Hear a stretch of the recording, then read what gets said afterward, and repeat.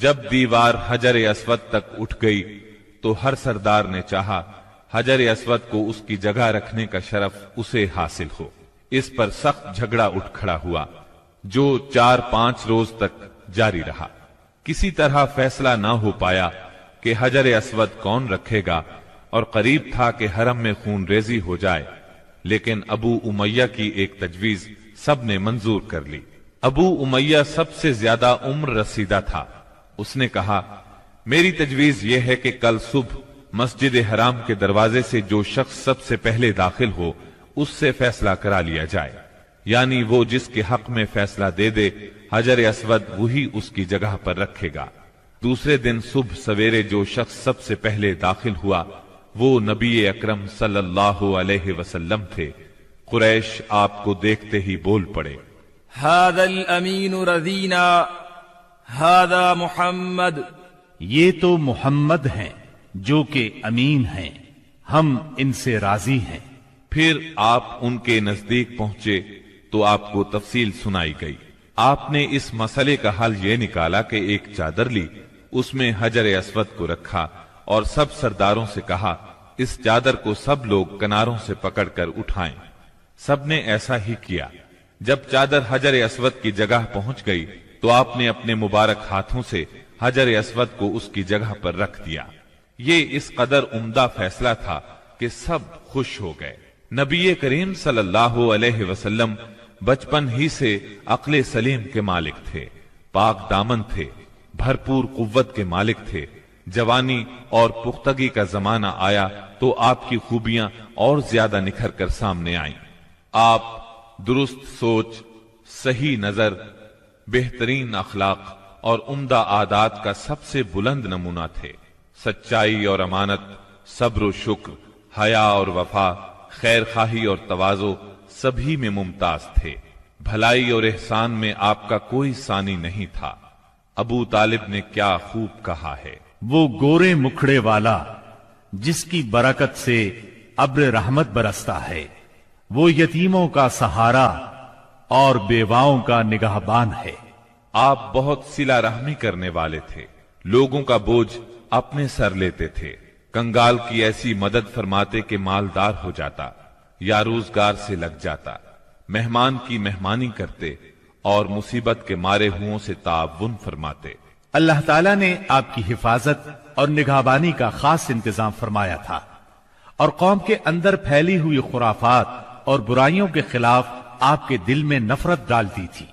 چنانچہ آپ بتوں کی عید پر حاضر ہوتے، نہ شرک کے میلوں میں جاتے، اور نہ آپ آستانوں یا غیر اللہ کے نام پر ذبح کیا ہوا جانور کھاتے، نہ بتوں ہی کو چھوتے، اور نہ ان سے تقرب حاصل کرتے تھے۔ لات اور عزا کی قسم تو سننا بھی گوارا نہ فرماتے۔ شراب نوشی اور کھیل کود کی مجلسوں سے آپ انتہائی دور تھے۔ ایسی کسی مجلس میں آپ نے کبھی شرکت نہ فرمائی، جبکہ یہی مجلس جوانوں کی تفریح اور دوستوں سے ملاقات کے مقامات تھی۔ اللہ نے آپ کو خلوت پسندی عطا فرمائی تھی۔ عربوں کی جہالت اور گناہ آلود زندگی نے آپ کو افسردہ اور غمگین بنا دیا تھا۔ آپ اپنے اطراف میں پھیلی ہوئی انسانی اجتماعی زندگی کا مشاہدہ فرماتے تو آپ کو یہ محسوس کر کے دکھ ہوتا کہ ایک اللہ کی عبادت کا تصور دینے والے دین کو وہ لوگ بالکل بھول چکے تھے، اس دین کو جو ان کے جد امجد سیدنا ابراہیم علیہ السلام کا دین تھا، اسے بالکل فراموش کر چکے تھے۔ وہ اپنے ہاتھوں سے کعبے کی تعمیر نو بڑے احترام سے کرتے تھے، لیکن خانہ کعبہ میں بت رکھ کر ان کی پوجا کرتے تھے۔ یہ شرک نہیں تو اور کیا ہے؟ منافقت اور کہتے کس کو ہیں؟ جوا، شراب نوشی، بت پرستی اور بے حیائی معاشرے کا جز بن چکی ہے۔ اللہ تعالیٰ کی وحدانیت کا تصور تو پایا جاتا ہے، مگر اس تصور کو بت پرستی کے ذوق اور شوق نے بہت دھندلا کر دیا ہے۔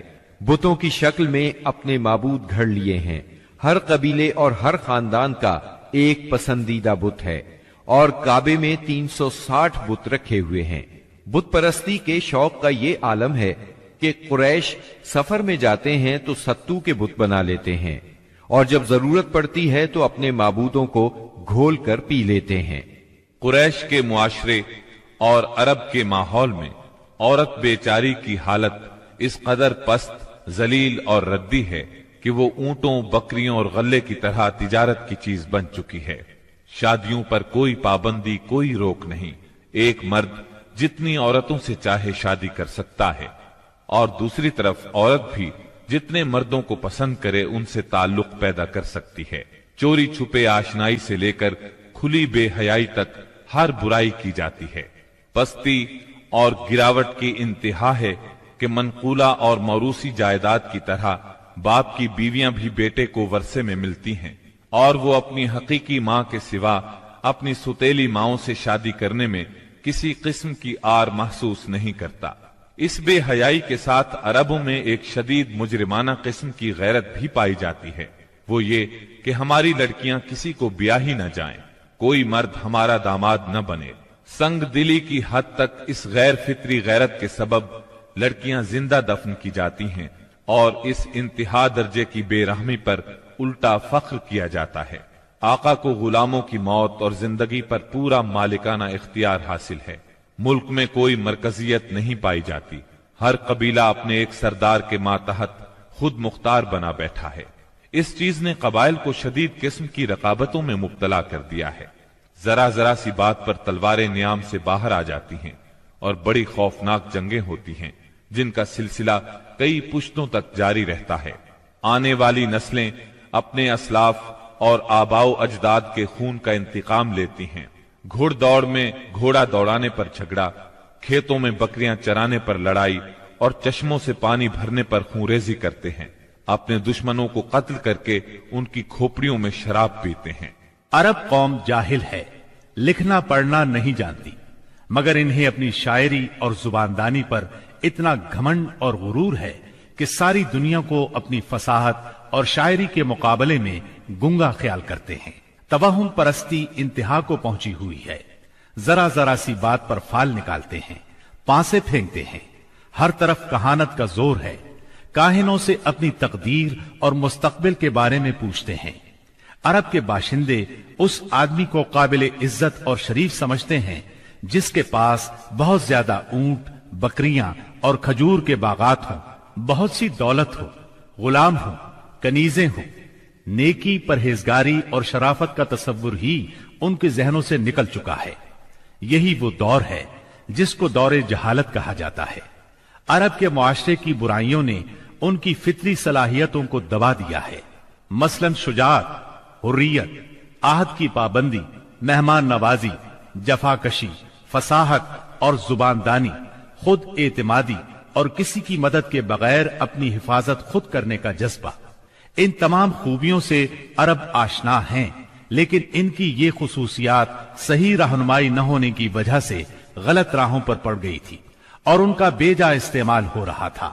ملک میں بعض ایسے قبائل بھی پائے جاتے تھے جو خانہ بدوش تھے، جہاں پانی کا چشمہ، سبزہ اور کھجوروں کے جھنڈ نظر آئے وہیں ڈیرے ڈال دیے، اور جب یہاں سے جی اکتا گیا تو اپنا مختصر سا سامان اونٹوں پر لاد کر وہاں سے چل دیے۔